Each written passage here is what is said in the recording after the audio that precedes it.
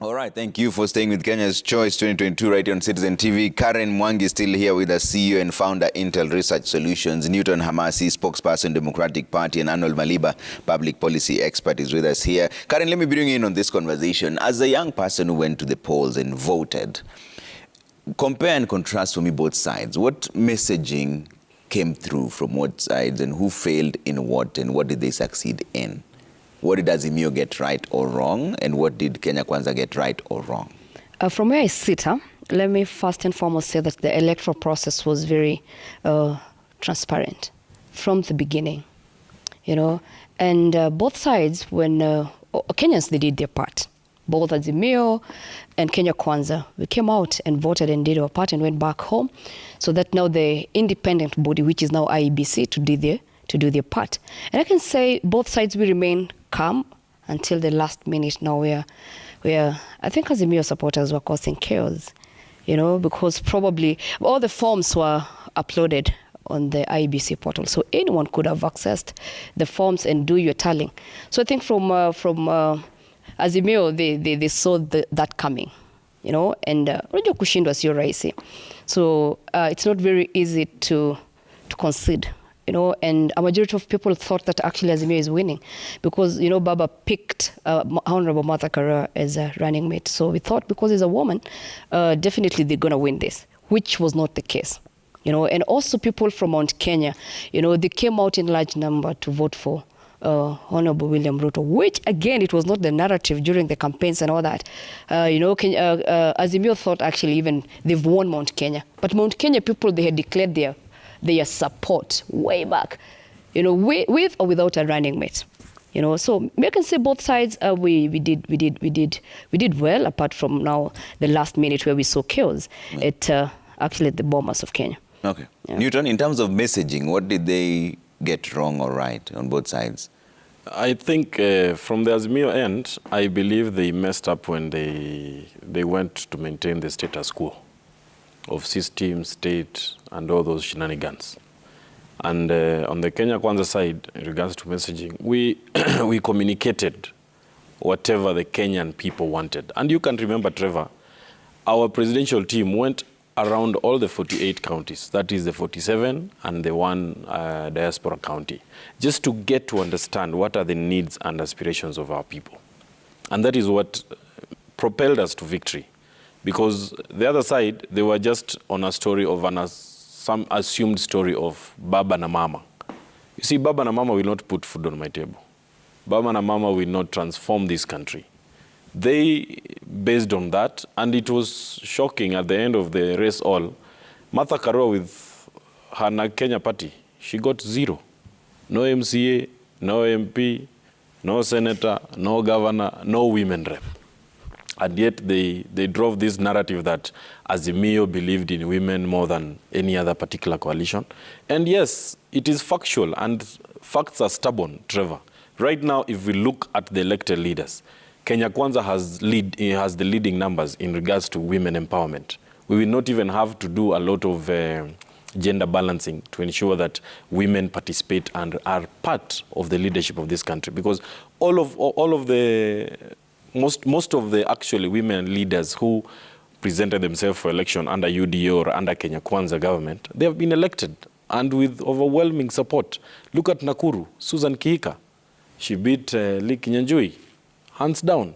And that is the women empowerment that we want. Again, another thing that I believe Azimio missed, they invested a lot in hooliganism than people with intelligence, who are smart, who are experienced. You can see what happened in Bomas. You could see our chief agent, Kindiki, Professor Kindiki. He was even asking our leaders to calm down. We didn't see the same from this other side. This is what we saw is the chief agent goes to the podium, takes the mic, says this is a crime scene. Crime scene based on what?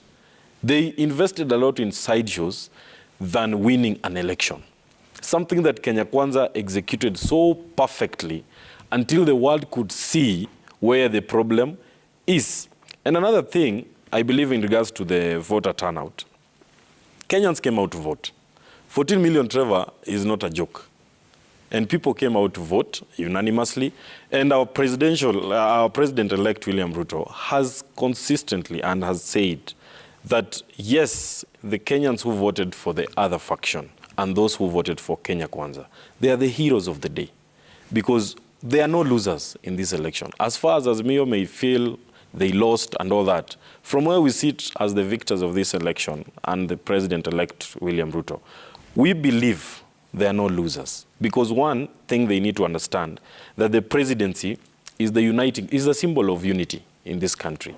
And having William Ruto as our president-elect, we should all turn our energy, our efforts, and our thoughts, our minds, our experiences, to ensure that the president-elect is able to fulfill the plan that he promised people. People want pesa mfukoni, honestly. Even yesterday when kids were going back to school, you will hear parents say, oh, hakuna pesa, and all that, because they feel. And even back in the backyard of Raila Amolo Odinga, you can see Kenyans have accepted, they have embraced the William Ruto presidency. And I believe, I trust that William Ruto is not going to fail those Kenyans. Because where he sits, he believes that it is time to transform this country to another level. Another thing I want to note, Trevor, the tribal politics that we have been subjected to for many years, it is almost going to an end. And I remember on my shows here, I've consistently said this election is not going to be tribal. We saw Raila garner a lot of votes from Mount Kenya. We saw William Ruto garner a lot of votes from Western, Nyanza, and even Mombasa. Even Masai Land, Narok, that was a stronghold of ODM. Right now, people voted for William Ruto because people are moving away from the tribal politics that we are subjected to and all that. Another thing I want to say is in regards to the polls. You see, Trevor, these poll systems or poll research companies, I think we need to regulate them. Because 90% of them gave us wrong predictions. And based on those wrong predictions, we could see the Azimio team, brigade at KICC, claiming to nullify the election of President-elect William Ruto, based on assumptions, and they don't have the figures, Trevor. And I am impressed by the comments from Arnold Maliba, to accept that, yes, indeed, Azimio failed themselves, and they failed themselves terribly, and they should concede. Actually, I'm pleading with Raila Amolo Odinga, not even pleading, I'm requesting him to kindly just forgo the option of going to the Supreme Court, because he's going to embarrass himself more. He's going to put his supporters in a more quagmire position. But the beauty about it is alone, because his supporters are now with Kenya Kwanza government. You saw UDM the other day, yesterday actually. They moved from Azimio and joined Kenya Kwanza. And they believe that that is where the most aspirations of the Kenyan people are. Yeah. And Karen, you know, before I come to Maliba, Karen, there's something that Newton has brought up that you also brought up before when we were talking about this election before it even happened, in terms of regulation for the pollsters. What is your view on that? Is there a need for tighter regulations? Because if you are all working on a level playing field, how did you get it right and all the other four missed it out? And yet you've worked for all of them. First and foremost, research companies are regulated by MSRA. We have a body that regulates all research companies. So in terms of us getting the different, in terms of prediction, I think I'll base my argument on the sample size. I'll emphasize on the sample size. I see how careful you are with this. You don't want to get there's no way you can go. It's not just the sample 1,500 people. They all had. There's no way you'll go sample 1,500 people. Yeah. In the whole county or rather country, then come tell people a majority of Kenyans, you see, with 1,500. So we are supposed, I think, moving forward, people should embrace interviewing more people so that you can get it right from the ground. Don't go sample one, a sample is a representative of a universe. And I think we should also have an acceptable sample size that people should cover. And even before the media houses project or rather publish the polls, they should also check the sample size that was covered with that particular research companies. Majority of you people, you gave me a blackout. And I was the only research company actually that was getting it right.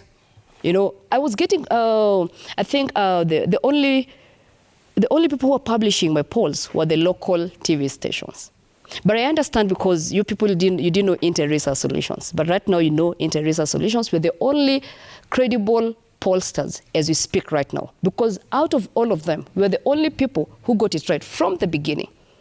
You know, and we were when we were projecting our polls, a majority of people, I think, from Azimio side, they were trashing our polls. You know, considering it as a, you know, who is IRS, who is even this company, where are they even located, without even considering. I'm a researcher. Even if I started my own research company in 2019, I've been doing research. So it means I have a deep understanding, or rather better understanding, of whatever I'm doing at that particular time. Because sometimes it's not about buildings or institutions, it's about that person. You see, I use skills to do this work. So moving forward, let's cover a larger population so that we can get it right. Let's not lie to Kenyans, you know, that you sampled 1,500 people and that a majority of people are saying this. That won't make sense to any Kenyan out there. Okay. Yeah. How did you spread out your sample size in the counties? You know how we do it? We make sure that every county is well represented. You know, we cannot just say that we're going to interview 20 people in Karen, or whatever people. We do it scientifically to make sure that every county, every ward is well represented. Okay. Maliba, you wanted to respond to what... I actually just needed to say, I had Karen say that at the tail end she saw Azimio supporters causing chaos. The people who voted for Azimio... Trashing the polls. No, initially. Oh, yeah. Much earlier. Initially, well, at Bomas, I think I saw 2, 3, not more than 10 people causing chaos. Azimio had about 7 million people. Let's just say 6.9 million people, right? It was a few. Did you see them at Bomas? So you cannot synonymize at representatives the of the... No. A sample size. She's talking about a sample size, a large sample size. She's actually a prophetess of large sample sizes. How can 10 people represent 6.9 million people, for example? Yeah. I thought that statement needs to be put into perspective. It's not true. A few people actually caused noise. A lot of us, including myself here, we are busy. By the way, just even 10% of us, if we were to cause chaos, we would be talking about a very different thing. So just because there was one man or two making noise in Bomas, after having been given some assignment and they didn't do well, it cannot be synonymized with the rest of us. It's individual responsibility. It's individual responsibility. It's important to actually put that very clear. He also spoke of the same.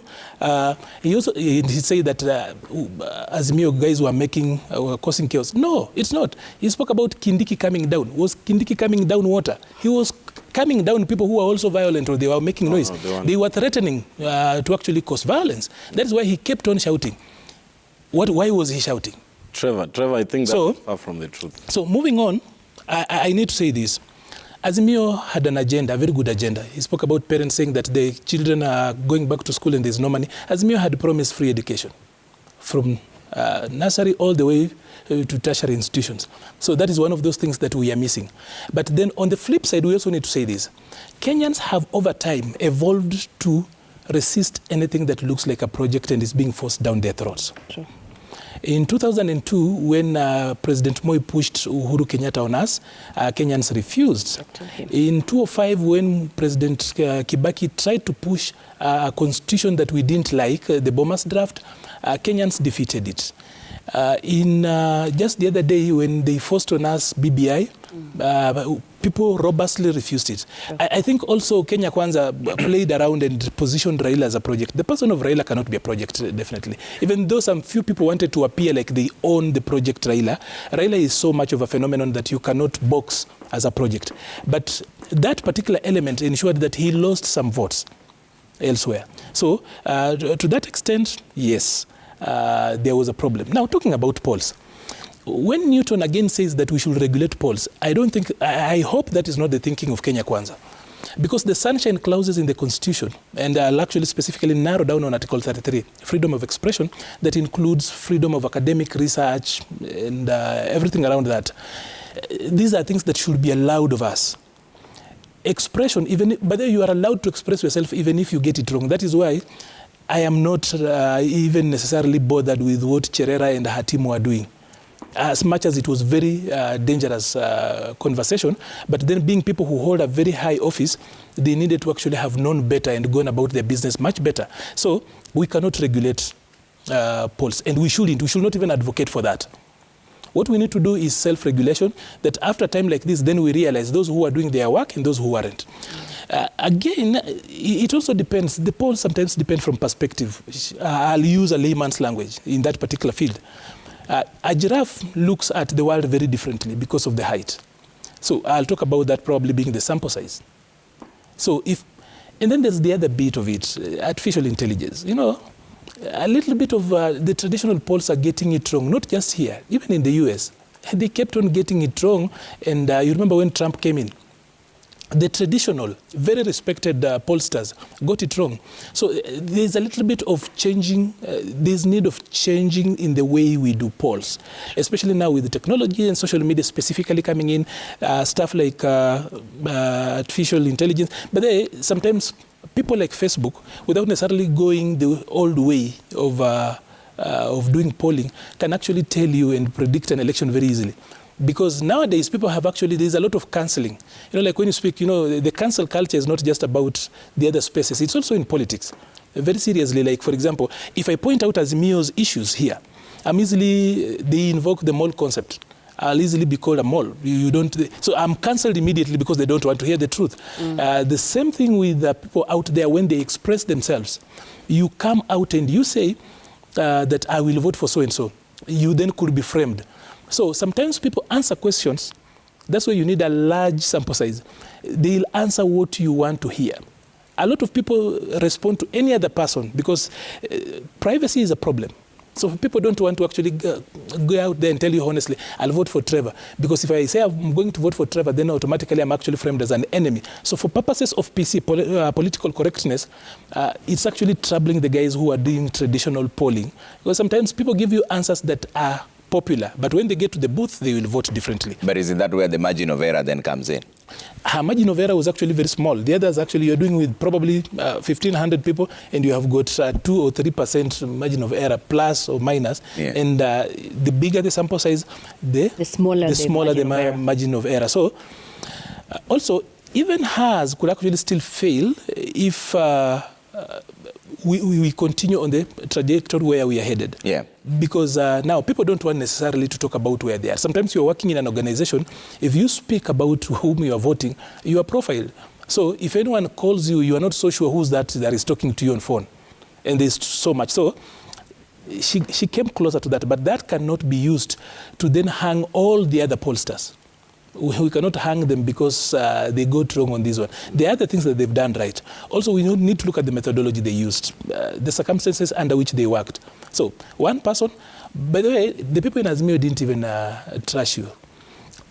Even on the other side, any poll that showed, and you realize that the election was so close, 230,000, 233,000 difference. So it could have gone either way. So both sides were trashing pollsters. Both sides, not this other side. Just because we in Azimio speak confidently, it doesn't necessarily mean that we are trashing stuff. Yeah, so we, as in the others weren't. You know, like Kindiki was protesting to his own people for trying to respond to the other side, but it looks like because he spoke in a small voice. But he was still protesting to his own people to actually speak, to not engage on the other side. So, Karen, we were not trashing, we were just questioning. And by the way, we are allowed in law to also just question. How did you get that? Yeah. So it is okay, we've seen what you've done, but we still will have our day in court. He said that Raila should not go to court. It is his right, by the way.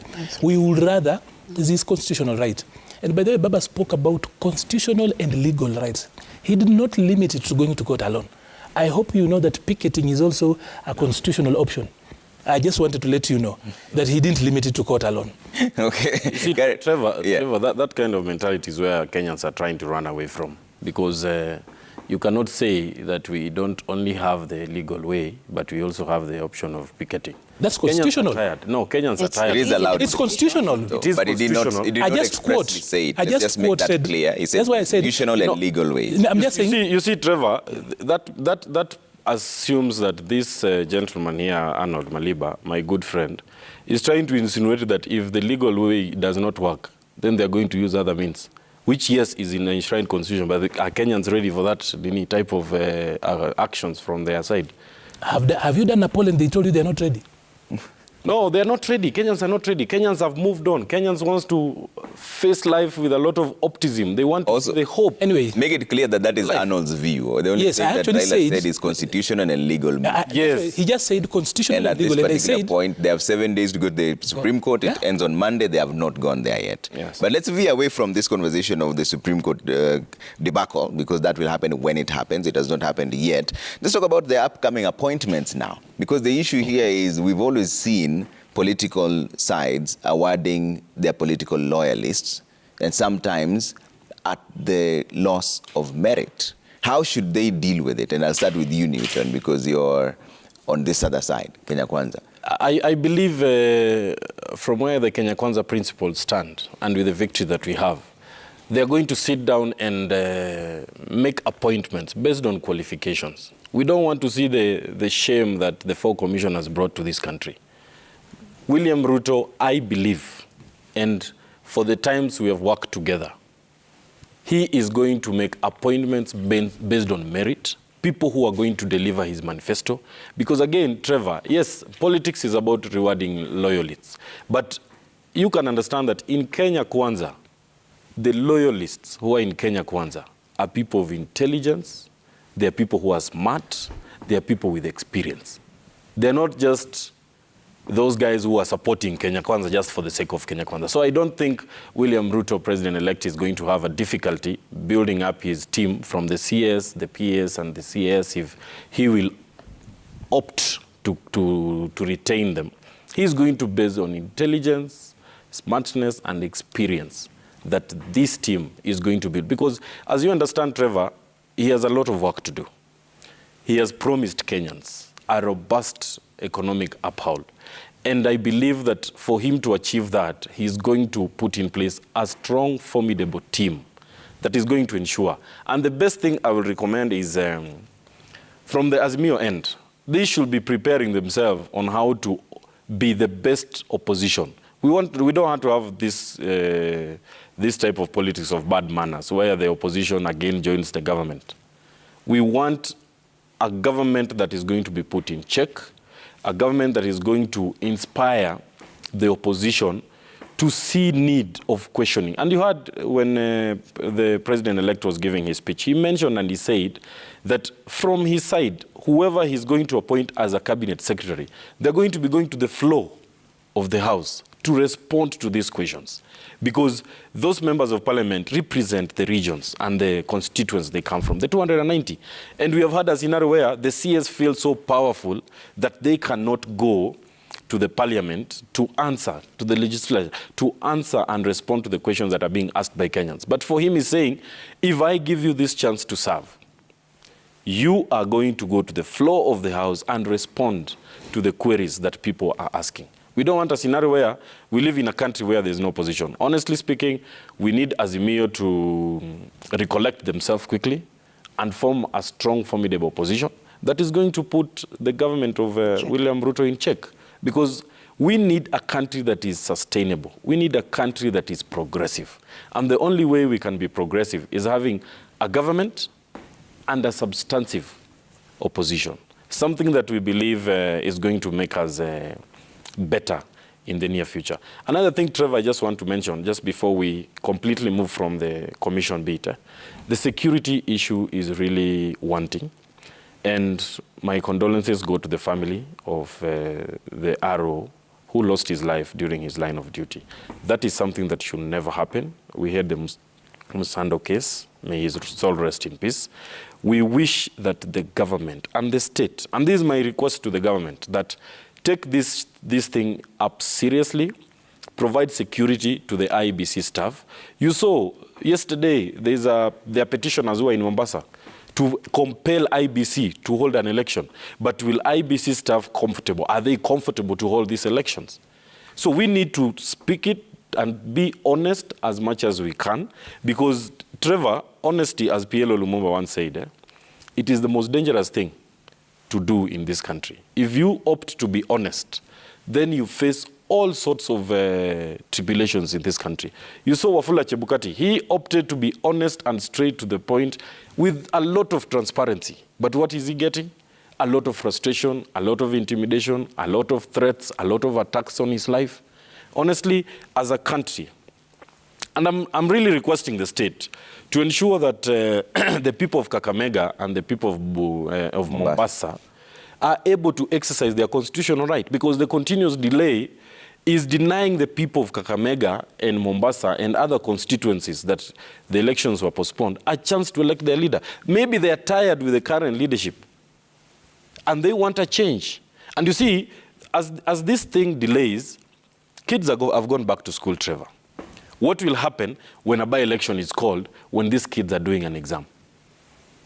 So that is a derailment, that is a delay in ensuring, and as Kenyans, you have seen, Trevor, they are tired. They have gone back to business and they want to put a closure to this election season.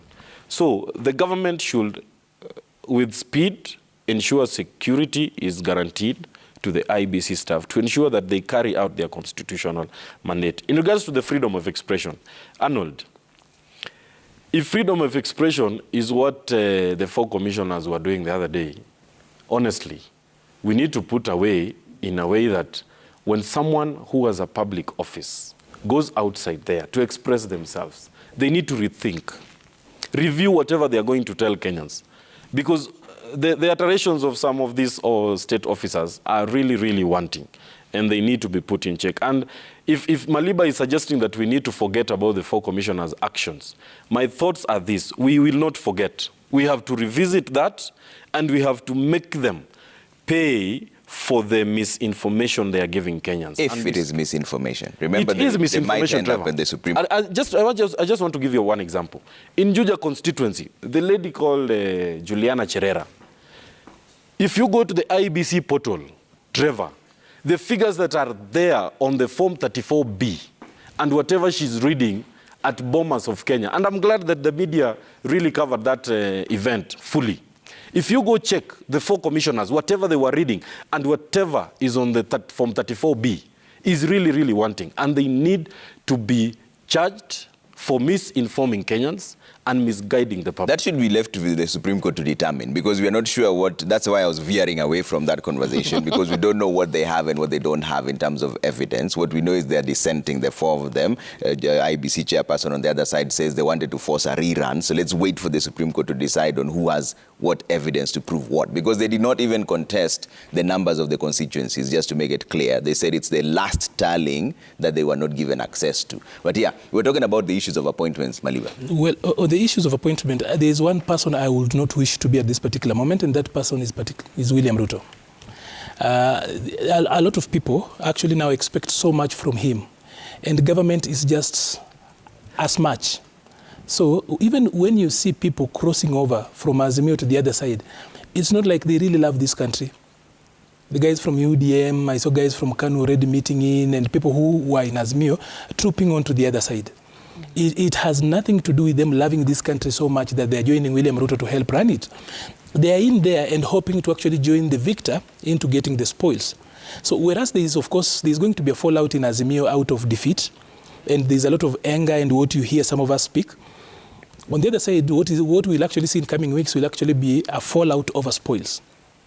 Because people have got so much expectations. There are people who are in the ranks of Kenya Kwanza, and they didn't make it through, so they hope they will be remembered. So William Ruto has got quite a job to do here. And just before we move to that, I will almost forget this. The president-elect says that we have gotten our democratic country back, and everybody should say whatever he wants. That I applaud him. The deputy president says that he's looking forward to working with Azimio in the capacity of oversight. He speaks my language. I really have wanted, because when the framers of the constitution put up the governance framework we have today, they believed that we didn't need a standalone opposition out there, and that parliament will take care of that. And oversight is one of the biggest functions of parliament.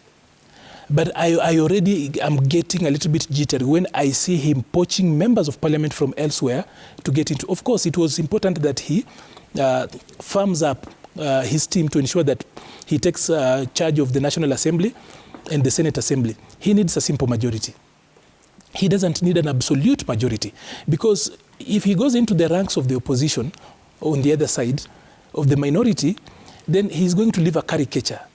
So even if he took CSS to the parliament to actually answer questions, they will be speaking to the people from the same side. So it will be just like a choir. There will be nothing else. It is also incumbent upon him to actually allow the opposition to thrive.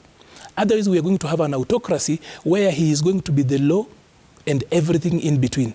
So that particular bit of it, he also needs to walk back a little bit and play fair, not to the other side, because in politics, you might not be playing fair, but for democracy. Kenya has gotten where it is today because of vibrant oppositionist politics.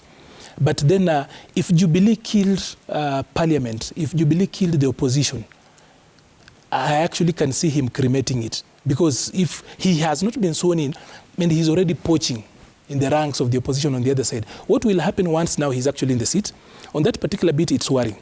As a president and as an individual, he is free to scout for talent elsewhere.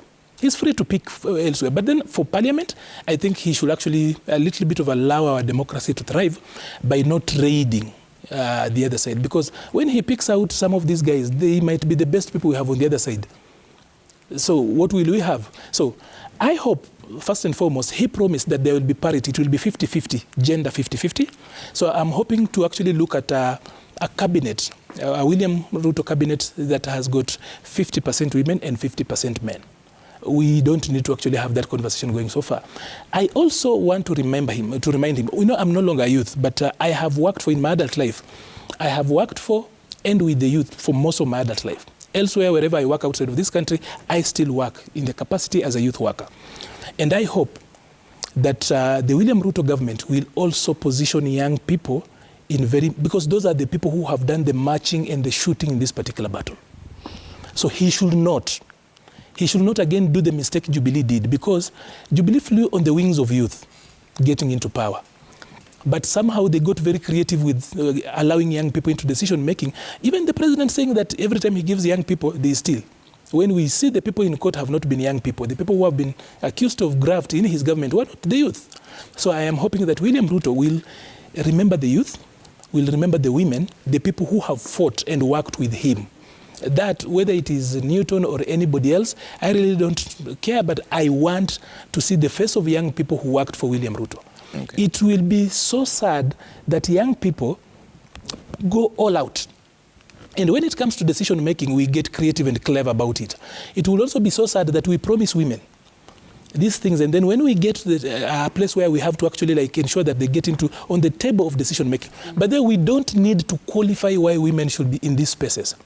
We don't need to say that women are better managers or anything. They have got a right by the virtue that they are human beings. Absolutely. That is why when I find guys trying to say that when we bring in women leadership, it will be better, men, it doesn't have to be comparative. Sure. They have got this right to be in those spaces because they are human beings. So we don't have to qualify. We don't have to explain they need to be in those particular spaces.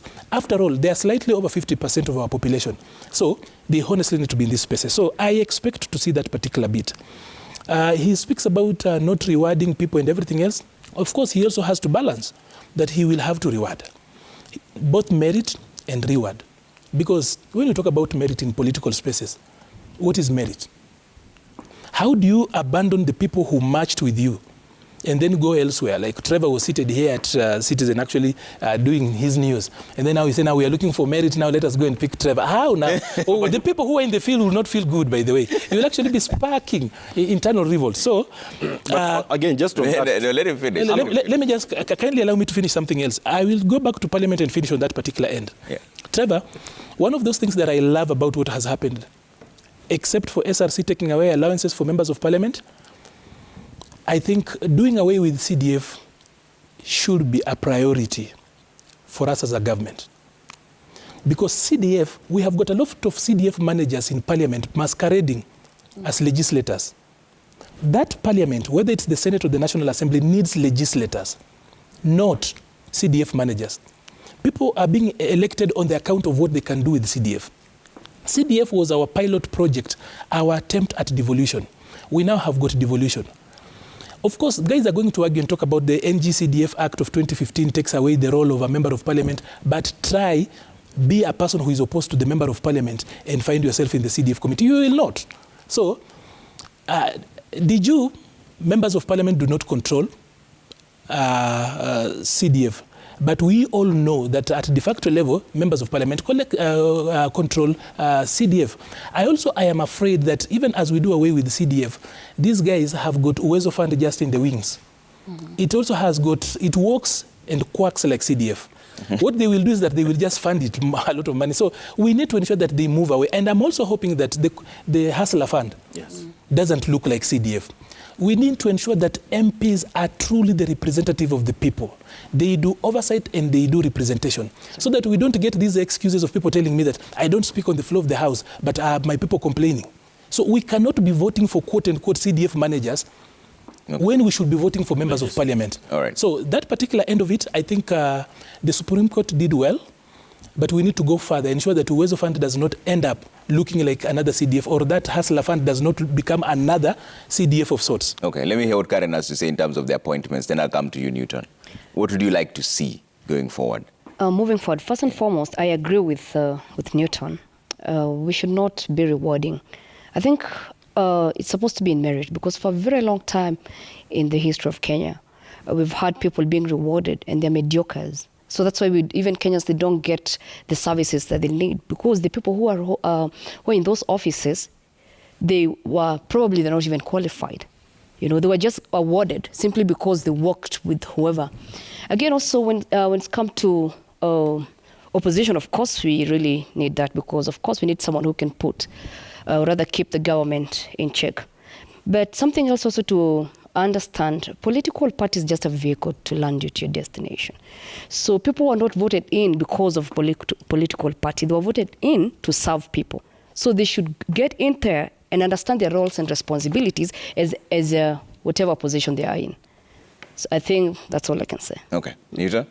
I just want to remind Arnold that the loyalists in Kenya Kwanza are all qualified. So even if loyalty is being rewarded, it is being rewarded to the quality and people who deserve those positions. It is not a story of rewarding people who are not competent. Are they being rewarded because they were campaigning for the political party, or are they being rewarded because they deserve, or rather they qualify? They are being rewarded because, one, they deserve. Two, because they believed in the call. In the manifesto. Yes, in the manifesto, in the plan. And because they believed in it, you cannot come and hire someone who did not believe in your manifesto or who did not believe in your dreams.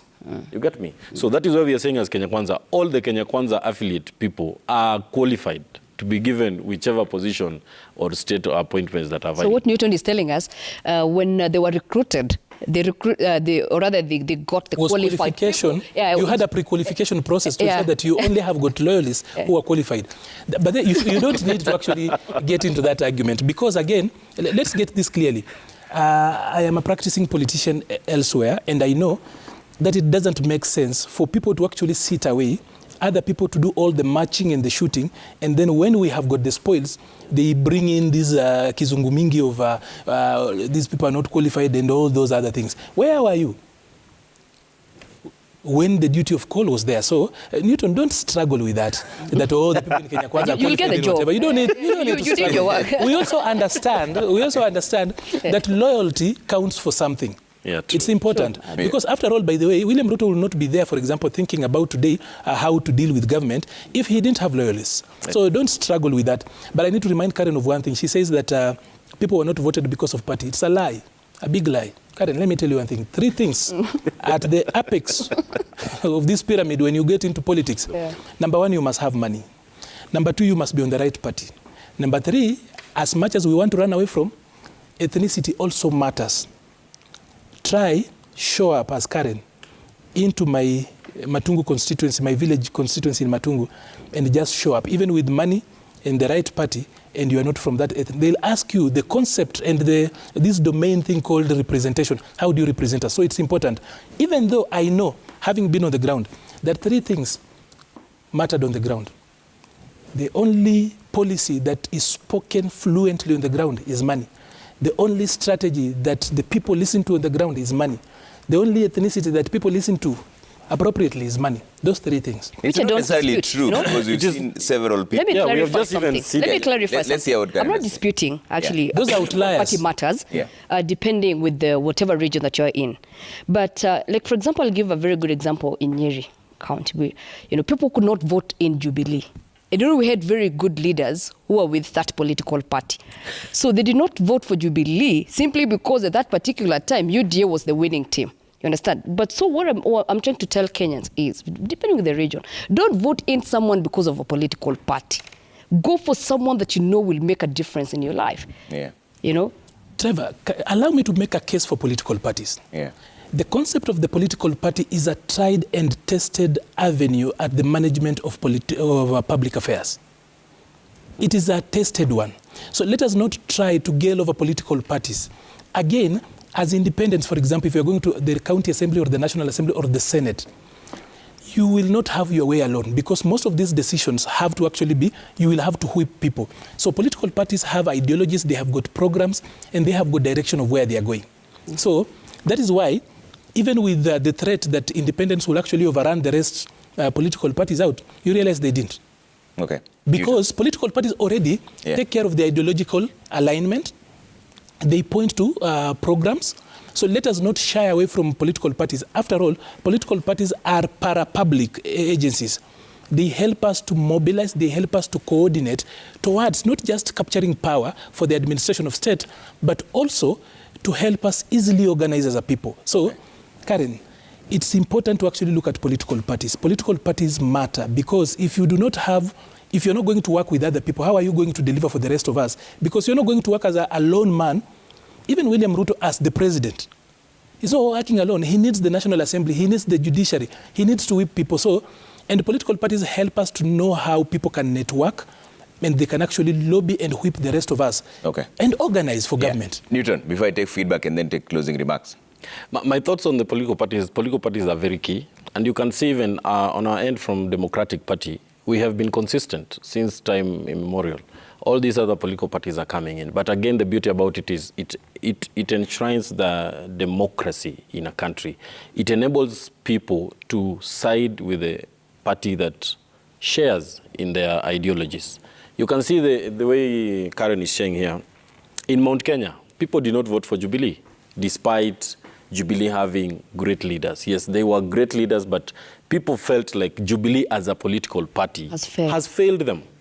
And therefore, this gives a challenge to political parties to grow better and to remain solid in whatever they believe in, their ideologies, because that is the key ingredient of what people believe in. You see, for like UDA, for example, it rode on an ini of kazi ni kazi, and that resonated with people. Sure. For Democratic Party, we said umoja na haki. That resonated with people because people want a united country. People want justice in all sectors of the government. And because of that, they believed that this particular coalition of parties believes and champions their aspirations as compared to the other side. Therefore, I believe that as a country, we need to continue to grow the political parties, and specifically where the challenges come in is in regards to the issue of funding. And there is the political parties fund.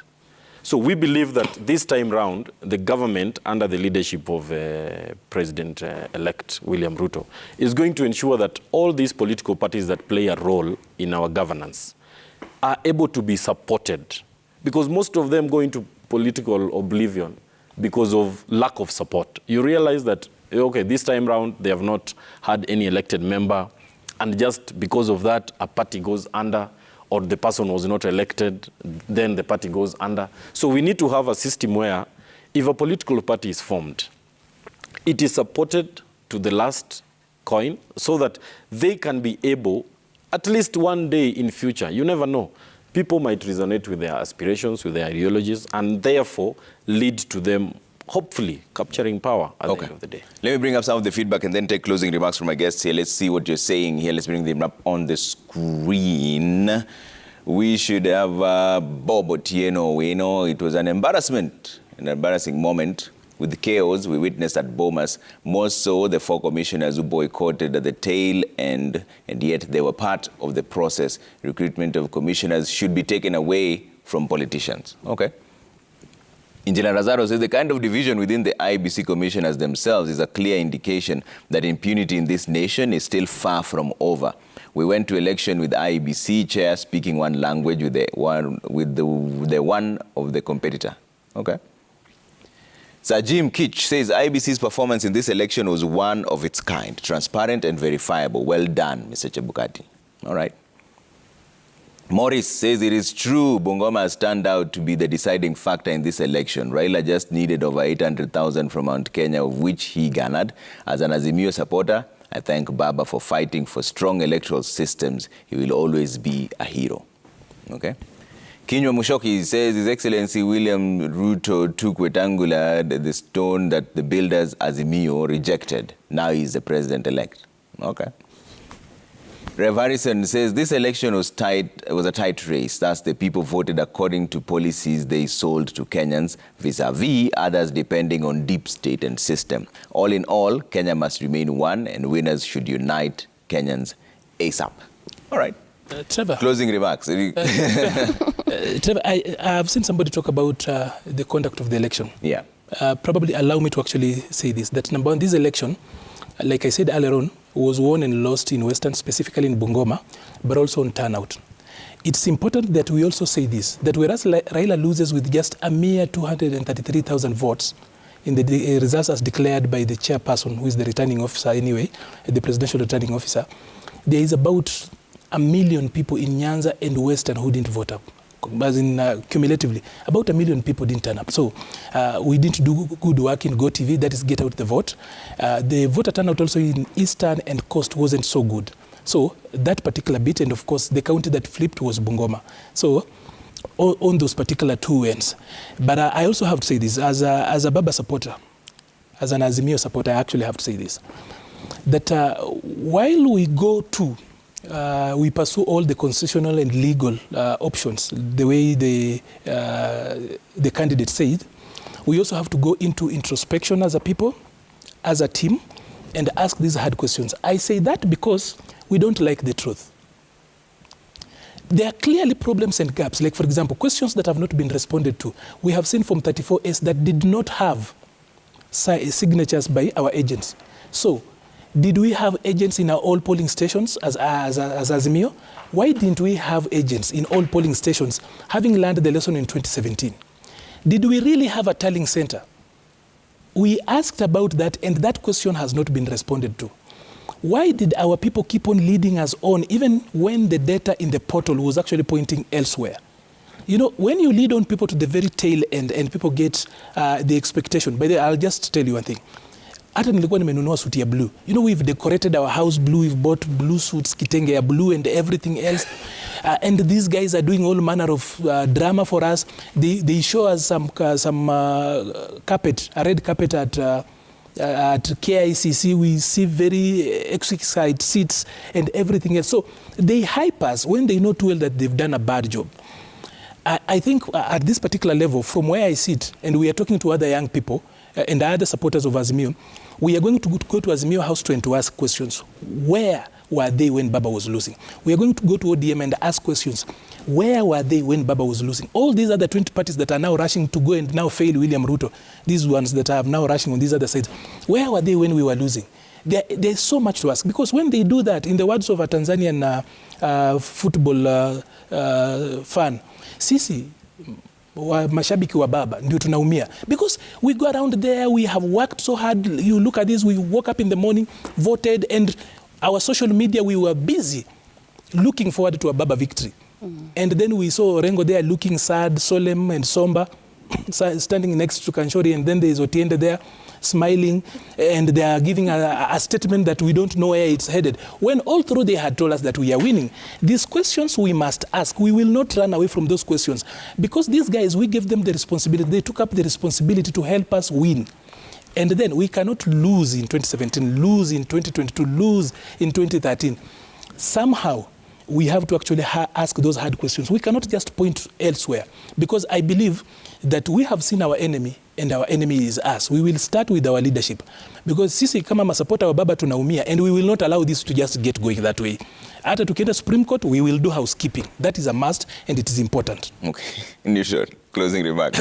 My closing remarks are this. One, the prediction by Bungoma Senator Wetangula himself, Papa Waroma, has come to pass that the divorce will be messy and it will have casualties. One casualty is Raila Amolo Odinga. And again, I want to tell Arnold, you cannot be doing things the same way and expect different results. Raila has been doing the same things since 2013, 2017, now 2022, and the results are the same. Me, my challenge will be one. With all due respect to Your Excellency, the President Uhuru Kenyatta, kindly pick up your phone and be on the front line to congratulate the President-elect William Samoei Ruto, because we see you as a statesman, we see you as a uniting factor, as a uniting symbol in this country. And having had Chebukati declare William Ruto as the President-elect on Monday, and up to now you have not made that honorable call to the President-elect, really speaks a lot of things, and we hope that very soon, after this call, you will be able to congratulate our President-elect, because he is going to lead us to the destiny that he promised us as the people of the Republic of Kenya after your retirement. Thank you. Trevor, if I had time, I would have said something, but let me keep quiet. Time is Karen. I'll give you the last say on this. Like, I'm a girl of few words. I think my message is to the elected leaders. Kindly serve Kenyans because they did their part. They turn out to elect you people to those offices. So make sure that you serve, you know. Then IEBC, it's an independent body. They should not allow external factors to influence their decision or anything. You know, they've been given mandate, you know, and Kenyans are watching. So let them do their work, and they should be doing their work without allowing anything or anyone to compromise the electoral process. All right. Yeah. Thank you so much for making time. Arnold, I know you're itching to say something. Just 30 seconds, but then it's important. Yes. I'll tell you one thing. I just want to tell Newton that if the president, who is the chairman of Azimio, calls William and congratulates, it will mean that Azimio has considered. But let me say this. You don't need, it's not required that he actually calls you and congratulates you. But even if he doesn't want to come up to Uhuru Park or Nyayo Stadium on the day of a handover, it is not required in law. All that is needed is the swearing in, because even that sword thing is just symbolic. It's not in the Constitution. So don't worry. Okay. If he doesn't want to come, it's okay. Trevor, it is just good manners. Okay.